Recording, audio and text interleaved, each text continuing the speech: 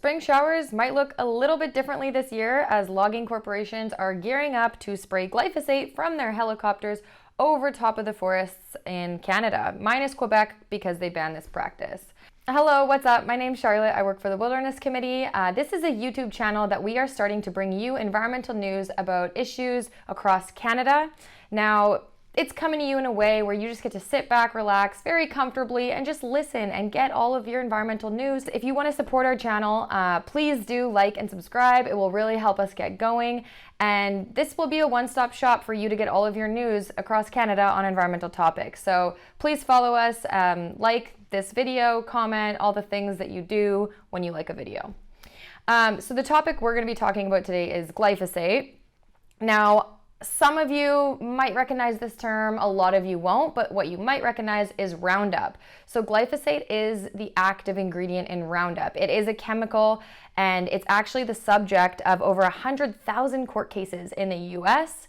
Now, I should say glyphosate is used as a herbicide, so it kills plants, fungi, and bacteria, and corporations will hire people to go spray forests, and it's often the people who are hired to spray end up developing cancer, and that's the cause of all of these court cases in the US.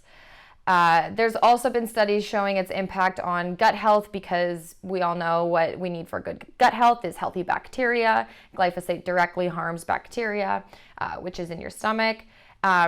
It also has some reproduction issues that are coming out. New research is showing us that. And it's still green lighted for use in Canada and the US. Now, many countries have banned it. And actually, like I just said, in Quebec, it's banned from logging practices. So in BC, Canada, and the rest of the province, it's used in many sectors. You have the agricultural sector using it. You'll even find it used in residential settings on turf lawns and even school grounds.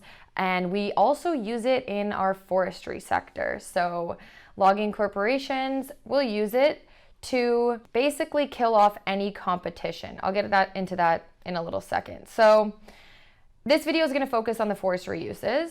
So basically, companies will either spray it from a ground application or they'll do it from a helicopter, and it will actually just shower over cut blocks that they've logged. And like I said, it really targets important fungi, native plants, and bacteria. And it does this by targeting an important enzyme for plant growth, which causes the plant to become more vulnerable and vulnerable to disease, and eventually it dies. So plants, fungi, bacteria make up 3 of the 5 kingdoms of life. So when you're killing off all of these species in an ecosystem, that is going to have huge impacts to the way that that ecosystem can function. And that's what we're seeing play out on the land as biodiversity is crashing in the places where they spray. You can also think about this as the impact on human health just through food chains. So if you want to do any traditional harvesting of medicine or foods or berry picking, if you want like fish, if you're a hunter and you hunt moose, there are cascading impacts all down the line from when glyphosate is sprayed. So research has shown, and I'll put up some sources here so you can see, that landscapes recently sprayed with glyphosate will impact shrub availability for moose, berries for birds and bears.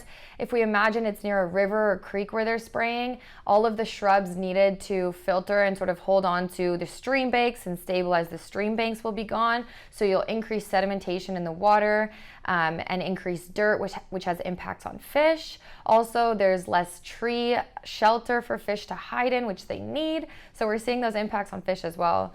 And alarmingly, 93% of endangered species in the US are likely to be harmed by the spraying of glyphosate. So clearly this thing is killing a lot of things. It's having cascading impacts on the environment and trickling down the food web as well. Okay, you're probably wondering why logging companies are spraying this toxic substance in the first place. So after a cut block is logged, companies will go back and they want to re-log it. So they want to go plant species of conifer species that are going to grow fast and make the most money for them. So it's profits. And the idea that they think happens is when you kill all competition in the regrowing cut block, that the conifer species will be able to grow faster and bigger and healthier. So the idea is that if you kill off all other competition, basically they'll have a higher chance of survival and you'll get more money out of the regrowing cut block in the future, in 50 to 70 years when they want to log again. These replanted cut blocks are called forest plantations, and they completely lack the complexity and diversity of a natural ecosystem. The goal is essentially to turn cut blocks into tree farms in as much of a controlled environment as possible. We are now starting to realize how ignorant and myopic this idea is, that we can regrow a forest faster and better than nature can. This idea began in the 1990s in the US. This use of glyphosate to basically kill all other species so that commercial species have no competition and can regrow. And this is based on, Darwinian's theory of evolution, that species are in constant cutthroat competition with each other, and if they're in the same space and needing the same resources, then they will have no other option but to compete in order to survive. But competition, what we're finding now, is just such a tiny part of the forest story, especially when it comes to how ecosystems actually function and what allows a species to succeed. It turns out sharing resources and information between species is just as important as competition in the ability for a species to survive. So in BC and Canada, many replanted cut blocks have used glyphosate, and they are actually failing to regrow up to the standards that are required. This is because without fungi connections underground that are able to share resources, without having alders that are able to fix nitrogen and put it back into the soil, and without having healthy bacteria, those trees, those commercial species, in the long term are not doing well. And it's been found that a lot of these species are growing in a way that the quality is worse, and there's also mass mortality compared to when they would just grow in a natural occurring environment.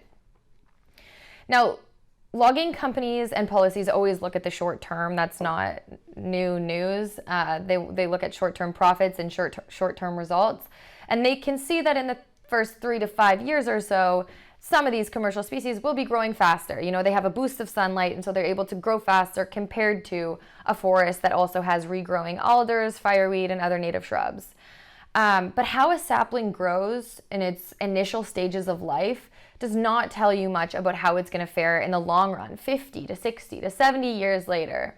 And we're finally finding that, it's not as good as we thought it was. So even from a logging company perspective, spraying glyphosate and killing everything might not be as beneficial as we thought. Now, indigenous knowledge and some new Western science are proving that healthy ecosystems also include, like I said, sharing resources, trading of resources, trading of information. Alders form a tripartite symbiosis with fungi and nitrogen-fixing bacteria called actinobacteria. You can actually see this on alders. They kind of show up as like little yellowy orange brain-like growths. But that's actually the way that alders are able to fix nitrogen from the air, capture it, and turn it into a way that's usable for plants to take it up in the soil. So that's 3 species working together in order to benefit the entire ecosystem. We're also finding that birch trees actually share carbon to Douglas fir through fungi connections underground. So just right there, that's another 3 species working together to allow all of the species to thrive. And when they share these resources is when the other species needs it the most also. We're finding that large old trees, this is based on Suzanne Simard's research, known as mother trees, exchange nutrients and help one another by sending signals that communicate about pests and other environmental threats. And they can also send their resources to their offspring as they die. So it's like a final gift. As they're dying, they'll send out a flush of carbon to their saplings to hopefully make sure that they're able to live on past whatever threat just killed the mother tree. So these findings directly contradict this, Darwin's idea of cutthroat competition being the only thing that matters in a species' survival. And yet Canada's and the US's forest policies are built on this assumption. And the fallout of this means that we are poisoning the land, poisoning wildlife and water and human communities for the supposed benefits that might not even be happening. Now I'm going to get into the history of glyphosate and how it got approved in the US and Canada. And I'm going to tell you, it is one of the darkest stories when it comes to the approval of a chemical. It's riddled with scandal, collusion, prison time, court cases, and corporate lobbying like you've never seen. You probably have heard of Monsanto. They have made a business out of poisoning people and the land. Most toxic chemicals have roots in Monsanto, from DDT, which is known for its toxicological effects on humans and wildlife, to Agent Orange, used as chemical warfare in the Vietnam War, to PCBs, which are harmful to human health and reproductive function. And all of these chemicals are now banned in the US and Canada, but at one point they were allowed to be used, and Monsanto was the ones behind them. So this situation just spotlights the fact that both in US and Canada, the laws are completely inadequate to make sure a chemical is safe before they're approved for use. The approval of glyphosate for use highlights the need for governments to evaluate the safety of chemicals before granting its approval, instead of recklessly giving the green light to industries like forestry and then learning 20 to 30 years later, after it's had its impacts, how toxic the chemical was, and playing a catch-up game. So Monsanto really manufactured approval when it comes to glyphosate. So it began in the early 1970s. Monsanto hired a biotest laboratories company, it's called IBT, to study the toxicity of glyphosate. And this study determined that it was safe to use. It was later found out that this was a fraudulent study, and the scientists who made that study ended up doing jail time. In 1976, so 6 years after this, Canada approved glyphosate for use, relying on that initial study, the IBT report, which misrepresented the data. And then logging companies began using Roundup, a herbicide containing glyphosate. In 1983, the top IBT executives were convicted of fraud after a U.S. Environmental Protection Agency audit found that studies of IBT conducted for Monsanto on glyphosate were invalid. So there you go. Roughly 10 years later, they found out that original study was invalid, but across Canada and the US, they had already approved it for use. So in 2015, the International Agency for Research on Cancer, this is sort of a global agency that assesses harmful chemicals in order to determine their impacts on cancer. They assessed glyphosate as a probable carcinogen. So this was probably the biggest study of its kind, and the fact that they did this work was very, very important to get some just well-documented research to make this conclusion. But again, 2015, that's decades later after it's being used. And then you have 2017 coming around. Now, the Monsanto papers, which were basically a group of classified secret documents that were released during a court case out of the US. A man there developed cancer from spraying Roundup, and as a result of this court case, all of these papers got released, and we kind of started to realize how fraud and how corrupt a company Monsanto was, which ultimately led to them losing public trust and having to be bought out by Bayer in order to kind of hide where their products are now. So Monsanto papers reveal that Monsanto hired a Canadian firm to recruit scientists who had published studies that defended glyphosate. Kind of sketchy stuff. In 2017, Health Canada approved glyphosate for another 15 years, despite having full knowledge of it being a probable carcinogen. So, 2017, 2 years after the Monsanto papers come out, or 1 year, the same year the Monsanto papers come out, 2 years after we realize it's a probable carcinogen, and they've known this whole time that initial study for glyphosate is fraudulent. They approve it for use for another 15 years. In 2018, Bayer, a German multinational pharmaceutical and biotech company, acquires Monsanto for $63 billion. It's no surprise that after the Monsanto papers were revealed, that Bayer had to buy out Monsanto to basically hide that name, because Monsanto is just so associated with such toxic, awful chemicals. But they still exist. They just exist under Bayer. And then in 2023, Food Safe Matters filed a notice of objection to the allowance of the use of glyphosate for another 15 years in Canada, and this case is ongoing. There are a few court cases that are challenging the use of glyphosate and its approval, so you'll have to stay tuned for those, because we will fill you in on those. So yeah, this is bad stuff, and I haven't really gone into the impacts on human health. And just briefly from the studies that I've found, here's some growing research regarding the impact of glyphosate. So high glyphosate exposure is found to lead to a significant increase in specific types of cancer. We kind of knew that. Consuming foods with so-called safe levels of glyphosate kills off beneficial gut bacteria, which can lead to a wide range of health issues, including chronic disease and mental health problems. Glyphosate acts as an endocrine, which is a hormone disruptor, and is linked with a higher risk of birth defects, miscarriages, and a range of fertility and reproductive problems in men and women. So yeah, this stuff is bad, and it gets approved.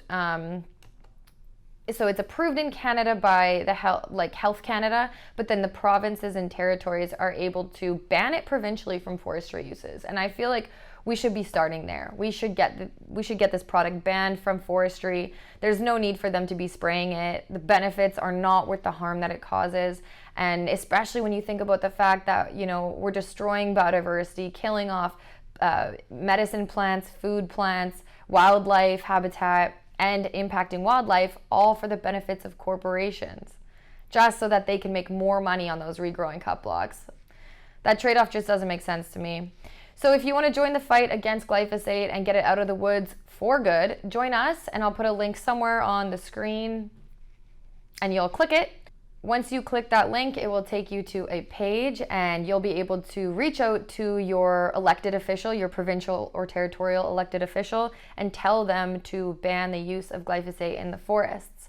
This is within their jurisdiction. They could do it tomorrow if they wanted to, and Quebec has already done it, so it shows that we can do this. So thank you so much for watching. We're going to have way more topics coming up in the future. We will talk about fracking and LNG. We can talk about old growth logging. We'll continue talking about this and species at risk policy as well. So give us a follow. Like I said, like and subscribe. And yeah, I hope you sat there comfortably enjoying all of this information. And if you're out in the woods this summer, keep an eye out for glyphosate signs, because they'll have to be posted near the cut blocks that they spray. Okay, take care.